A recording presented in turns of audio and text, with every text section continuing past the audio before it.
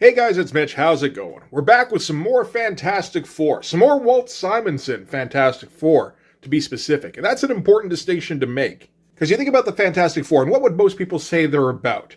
It's a family thing with some sci-fi elements, right? Well, kinda. You throw Walt on there and all of a sudden the sci-fi gets dialed up to 11, so the Fantastic Four, as a family, are time traveling to the edge of space and infiltrating a Dyson sphere to find a man-made black hole and Galactus, and they're gonna have to save the time stream. That's the kind of sci-fi family fun I'm here for. So let's check out Fantastic Four number 339.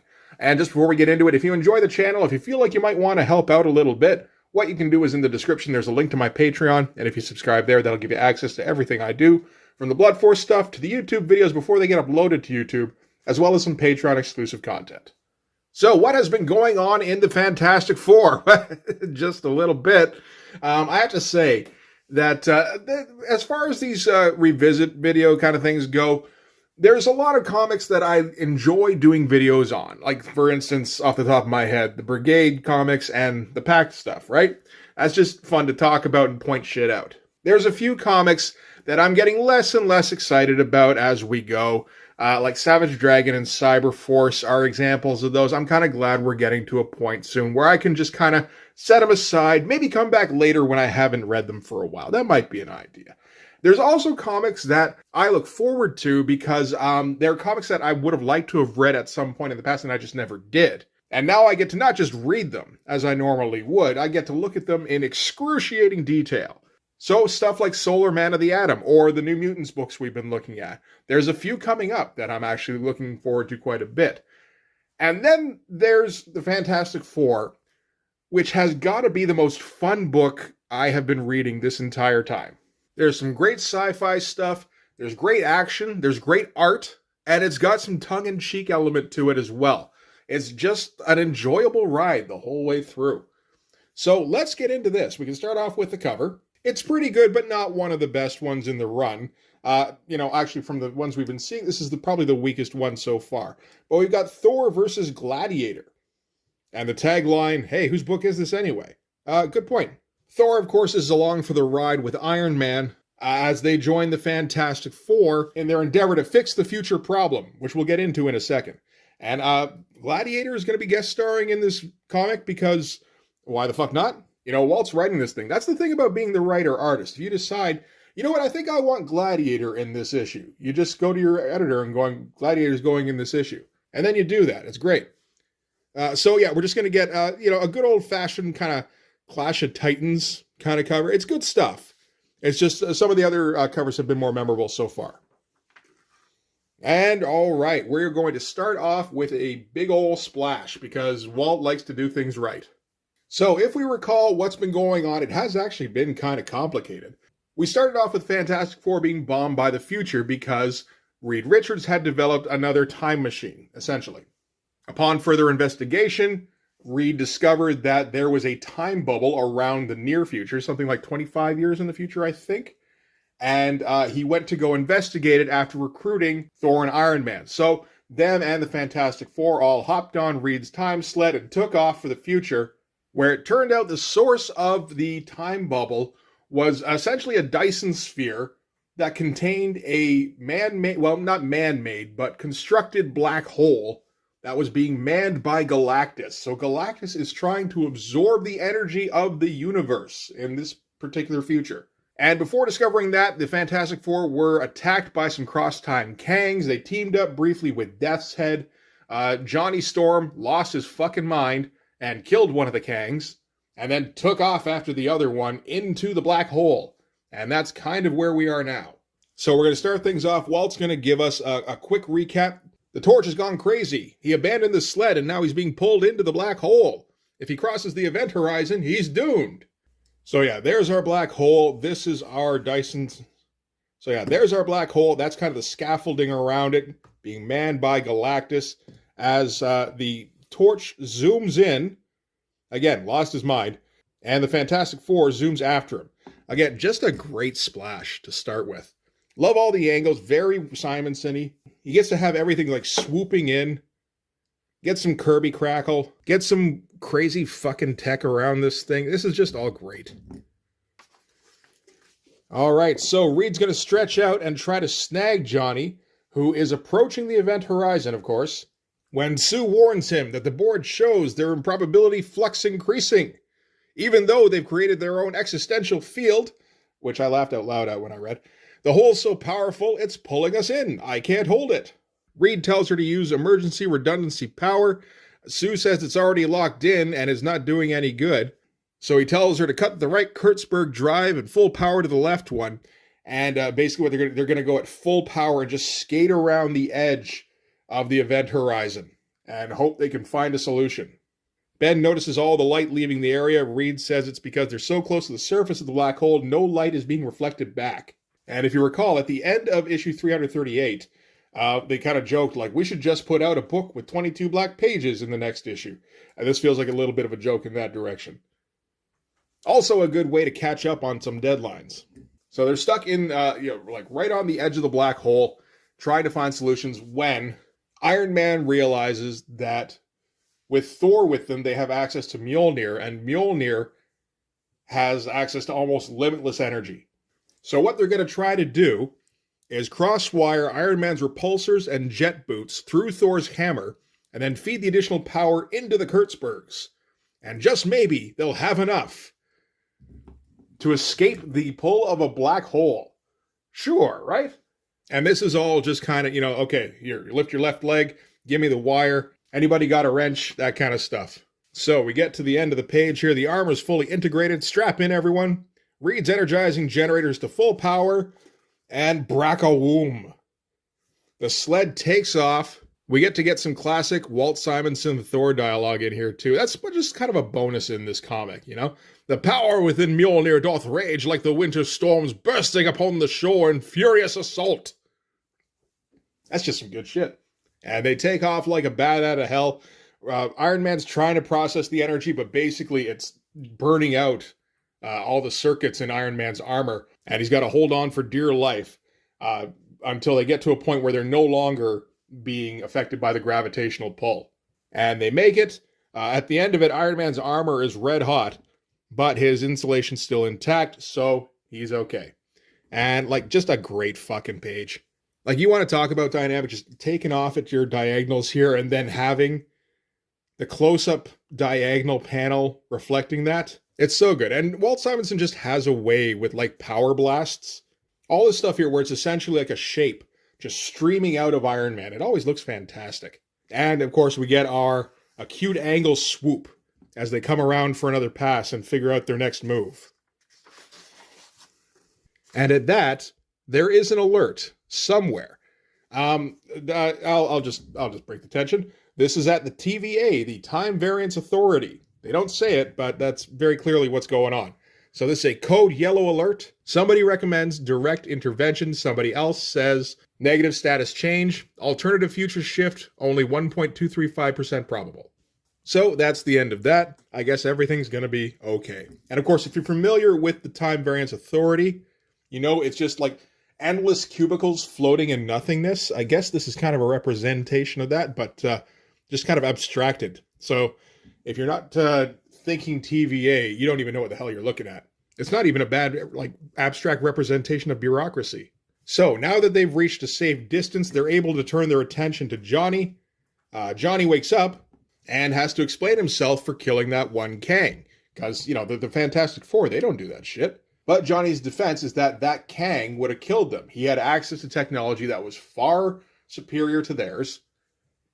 They were able to hold them off while Death's Head was there, but then Death's Head, disappeared, and they had to take drastic measures. So, somebody had to do it, and do it fast if the mission was to continue. Although, it turns out, it's not really Johnny speaking. It's this mystery woman who was originally introduced in Fantastic Four 337. She tried to first contact Reed and then moved on to Johnny, and it looks like she's managed to completely take over his mind. We don't really know anything about her or what her motivation is, but her internal monologue says that when she went after that one cross-time Kang, she let her emotions get the better of her. So she's got something against the Kangs, I guess. And Thor hears Johnny go, look, that fucker had to die, so I killed that fucker, And he goes, "Word. The boy speaks the warrior's truth. There was no other way." And Reed goes, "There's always another way. Because he's Reed Richards, god damn it." So now they're a safe distance. Everybody's in reasonably good shape. So now they just have to solve the problem of how do we break a gigantic universe-swallowing black hole operated by Galactus. And while they're kind of thinking through the situation, Reed realizes that the appearance of people like Death's Head and the Cross-Time Kangs means the time bubble is no longer limiting to just those 25 years. It's not partitioning it anymore because the future is able to work its way in. So, as Thor says here, you think that the time bubble we occupy hath been breached. Sorry, my bad. And now it may engulf the entire timeline. So, if they were to leave and allow the universe to be destroyed, for whatever reason, it would demolish the entire timeline, theoretically. At which point, Sherry, who honestly hasn't really had anything to do for a couple of issues, pipes up and says, "Wait, what about the Shi'ar?" Which seems like it comes a little bit out of nowhere, but she, kind of elaborates. The Shi'ar are a huge empire in our time. We're here in the future. Stands to reason the Shi'ar are probably bigger. They're probably more advanced. They might be able to handle something like this. And Reed goes, that sounds like a good idea to me. I got nothing else. So Thor teleports them to the Shi'ar Empire. But yeah, that is the only thing. We're not getting a lot of the Fantastic Four doing much other than Reed directing traffic and coming up with solutions, and Johnny kind of losing his mind bit by bit. Sue hasn't really gotten to do much of anything other than play assistant to Reed. Sherry has just been kind of sitting in the back and waiting for something to do.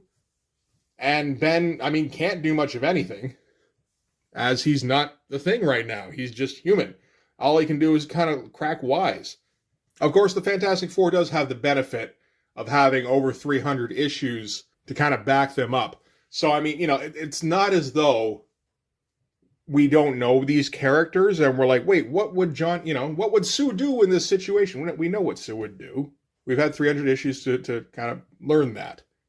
So you can take a few issues off to just, have Reed take charge for a bit, have the guest stars kind of get their moment, and just let these crazy fucking scenarios play out. So Thor teleports the time sled into the middle of a Shi'ar armada that is armed to the teeth because the Shi'ar are currently at war with somebody. I don't think I saw who they were at war with. It doesn't really matter in this context, at least not at this time. So they're a little bit uncomfortable just being among all of these fully armed spaceships. So Reed moves them back to the perimeter of the time bubble. And at this place, the time dilation effect that we saw earlier is still in full force. So everything is just about frozen. It is still moving, but at an incredibly slow pace. So basically, the Fantastic Four would just be zipping about barely, probably not even visible. And helpfully, the editor points out the full technical explanation for this effect can be found in the mathematical papers of Lieber/Kurtzberg. The less technical explanation was last issue. And just, to point out for anybody who wasn't sure, Stan Lee's real name is Stanley Lieber. Jack Kirby's real name is Jacob Kurtzberg. So there you go. So Reed figures with the Shi'ar developed to where they are, they can basically just kind of fly around, and because the Shi'ar are frozen, they can scoop up whatever weapons they want without fear of any kind of intervention. And he reads a powerful energy field, so they're going to swoop in over that. And at that point, the beeping at the TVA becomes more insistent as they enter a code orange alert. The future's disruption probability is increasing. And the opposing viewpoint says negative status change, alternative futures shift only 5.912% probable. Which seems like kind of a high percent if we're talking about diverging timelines. But honestly, the orange voice here doesn't seem to give too much of a shit. So they touch down in essentially like an arena-sized structure, and it turns out what it is a gigantic munitions manufacturing facility. And there are dozens of these all over the planet. And Iron Man is able to read the schematics because he's an arms dealer. So naturally, he can understand what's going on with these weapons, right? And he determines that what these weapons can do is they can release the total binding energy of atoms, which is probably more powerful than a nuclear bomb or something like that. Again, Walt Simonson is very good at technobabble to the point where, like, you kind of know what he's talking about, but you don't need to know exactly what he's talking about. You just kind of get, oh, okay, super nuke. Gotcha. So the plan now is to scoop up as many of these super nukes as they can, load them onto some of the Shi'ar craft, and then throw the craft at Galactus and hope that that works. So that's what they're going to do. They just start moving all sorts of tech here. And they're going to spend a lot of time doing it, but because they're in this time dilation bubble, they're able to basically move at whatever pace they want without having to worry about events unfolding in the meantime. Time bubbles are handy that way. So while they're working, I mean, they might as well make conversation. Sue asks Reed, you know what, not too long ago, you actually fought to save Galactus' life, which he did during the John Byrne run. And she's wondering if he would, if he's maybe a little sorry, if he might take it back this time. And Reed's like, you know what? Like, I know I said that there's always a way to avoid killing, but it's the universe now. Like, we might have to adjust our priorities just a little bit for the sake of the universe. So if I was like a little hypocritical to Johnny earlier on, I'll apologize. Like, I got no ego about that part. Don't worry. Meanwhile, elsewhere in the Shi'ar Empire, no point holding on. This is Gladiator here, who has just completed the destruction of a rebel base on Thurstis 7 and is heading back to the Shi'ar homeworld, I suppose, at hyperspeed. And while he travels, his telescopic vision shows him something amiss in Heavy Weapons Pit 34, where it turns out many of their most powerful explosive devices have been transported aboard shuttlecraft, yet there are no alarms. And on further inspection, he notices he can just barely catch the shadows of objects moving at incredible speed, and he wonders if this is the enemy, who have discovered some new way to attack them, invisibly. I like this panel here particularly. Again, just kind of random, gigantic, vertical panel. And, you get your kind of Kirby-esque Simonson tech in there. You get your speed lines. You get Thor, who's like all puffed up. It's great stuff for like a pretty tiny drawing, really. Also, how great are these ads? I didn't expect to see ads like this in a book in 1990. You got Finish Your High School Diploma. Got ads for Centaur Comics, Mile High Comics, of course. Learn how to draw super characters, Comic Collector, comic books for sale, Marvel Comics back issues for sale. Skull Dice, okie dokie. Passaic Book Center, buy and sell Nintendo and Sega games, Dave's Comics, and $1 off Tack-A-Toy. I was thinking of getting me a Tack-A-Toy, but wavered at the price. Now I'm much reassured. All right, so Thor and I think Sharon Carter, Thingette, I don't know, they're still shifting weapons. Thor says they've been here for a fortnight, just moving weapons back and forth, and he still thinks they don't have nearly enough to make any kind of dent.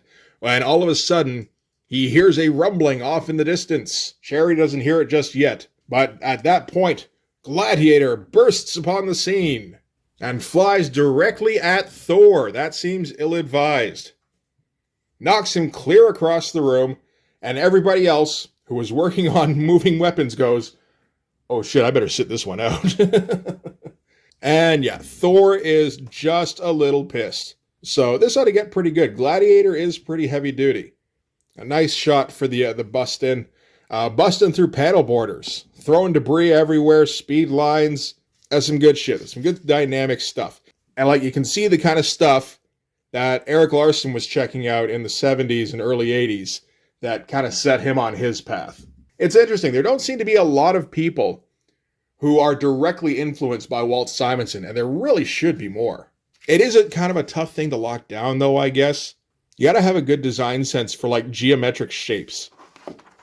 And in the TVA, the alert has been reduced to code yellow, as the local system has introduced a self-correcting mechanism. And the opposing opinion goes, see, we didn't need to intervene at all. Now don't you feel silly? So Thor comes flying in, loaded for bear, and tells Gladiator to gird his loins, because it's fucking Thor time. And Gladiator retorts, when I choose to stand my ground, I cannot be moved, at which point Thor immediately knocks him on his ass. And we get some more good Thor dialogue. Where are thy bold words now, warrior? Where is thy singing courage? That's good shit. And yeah, so Gladiator getting up goes, holy shit, I don't remember the last time I got knocked on my ass. Time to just, keep my distance and hit him with heat vision. Which comes close to getting Thor, not quite hits him. Thor goes, truly that bolt would have singed my once and former beard. So he's able to deflect the heat vision by spinning Mjolnir. Mjolnir's good for that kind of thing. And he summons lightning now, because it's that time in the fight, and they're in the middle of a weapons depot. Why not? Let's see what happens. At which point Sherry busts in and goes, are you fucking crazy? And this is all such good stuff. It's so energetic. I'm just speeding through this comic going, holy shit, holy shit. But stuff like panels like this that are full of impact, it feels like the colors could have helped out a little bit more, but it's still pretty strong. Again, one of those blasts is basically just a shape coming out of Gladiator's face. Big old explosion here. Again, I would have liked a bit of color differentiation between the explosion and the background. It's okay. And then this effect here, with the spinning Mjolnir attracting the lightning, you get the concentric circles kind of increasing in diameter. It's just a great looking effect. It's simple too, but I just love that kind of stuff. And Walt's so good at that. So yeah, Sherry's going to tell them off and goes, if you guys want to just duke it out and find out who's tougher, fine. Just do it somewhere that won't explode. And Gladiator's like, well, he's got lightning. Why don't you tell him? So Sherry tells him, turn off your lightning. We're calming things down. And Thor goes, oh yeah, well, what about him? He would have killed us all. And Gladiator says, yeah, you're one to talk. Wait, are you speaking English? Gladiators finally realize that, wait a minute, I think these might be humans. And that's the point where Reed goes, oh, is it safe to poke my head up? Cool. And Gladiator's like, oh, I know that one. We're buddies. Why are you here? And why do you look exactly the same as 20th century Reed? Which I feel might be a light jab at the fact that Reed Richards' appearance hasn't changed since 1961. So everybody makes nice, which is bad for the TVA. Immediately reinstate Code Orange. Future disruption probability increasing. The dissenting opinion says, the alternative future shift is only 9.622% probable, which sounds like a lot of percent. And the first voice says, that is a real threat. Execute recommendation immediately or prepare to be reported. Oh, fuck, he's going to get reported. And the dissenting voice goes, check your feedback. You're becoming entirely too personally involved. I'm putting you on report. That is working in an office. And again, I wonder, how does Walt know that? He's been working in comics since the 70s. Maybe that's how the bullpen is. Actually, I have heard the bullpen got really fucking catty and occasionally kind of nasty. So yeah, that could be it. So now they put aside their differences. Gladiator offers to help in any way he can. Uses his hypervision to see the edge of the time bubble where Galactus has his black hole of doom. Reed explains his plan and says that, it's not a great plan. We don't think it'll work, but it's all we got. Meanwhile, the chick in Johnny's head is kind of ogling Gladiator and being like, that should be my consort. And just by the way, for one thing, I love this panel here. This is kind of just a smaller version of the panel we got at the end of the last issue. And I love this expression as well. Walt's pretty good at expressions. So they take off. Gladiator concurs that the plan that Reed had, it wasn't going to be anywhere near effective enough to be able to actually make a dent in Galactus. But he has an alternative plan. Takes them up to the top of the towers here to point out the munitions pits, and explains that these munitions pits are actually spacecraft and are portable. So what Gladiator is going to do is he's going to invoke his authority as regent for the Child Emperor Charles I and commandeer the weapons pits in his name, and he's going to launch all of the Shi'ar weapons pits at Galactus. And everybody reading this comic cheers because that's awesome. Reed momentarily objects, saying, if you do this, the Shi'ar Empire may be defenseless against a rebel attack, and Gladiator kind of rightly points out, if I don't do this, there is no Shi'ar Empire.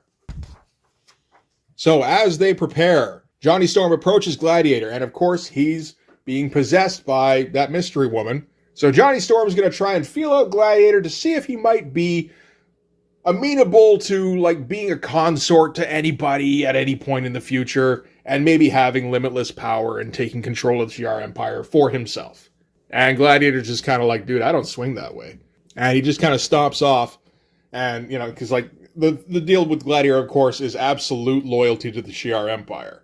And he goes, but you know what? Now that you're closer, I kind of notice your aura looks a little weird. Like, maybe there's something going on with you that isn't quite right. And maybe I should talk to Reed about that, because I don't remember you hitting on me before. And with that, he walks away, and the woman inhabiting Johnny has been spurned, so now revenge must be taken. So this is Gladiator's craft, the one he's going to be using, so Johnny sabotages that in some way. And at that point, the sled is ready to launch, and they're going to try and throw all of their weapons factories at Galactus now. And I just love the idea of that. That's so good. All right, so Operation Launch the Weapons Factories is go. It's not the most complicated page. It's a pretty good one for some tech. It's more just the concept, I think. Is, yeah, just, you know, knowing these are like massive things just flying off to go and explode against Galactus and his black hole of death. It's very enjoyable.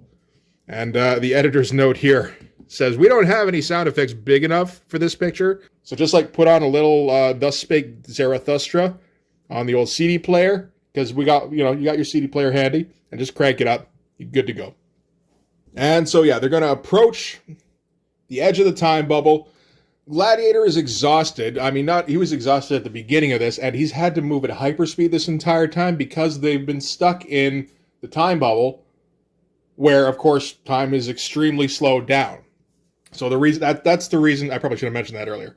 That's the reason he's been able to talk to everybody and like move around and shit, is he's moving at hyperspeed himself. So he's planning on just kind of slowing himself back to normal speed so he can rest for a little bit. But for some reason, he can't get a hold of Reed Richards. It seems like this comm link to the time sled is malfunctioning. I wonder why that could be.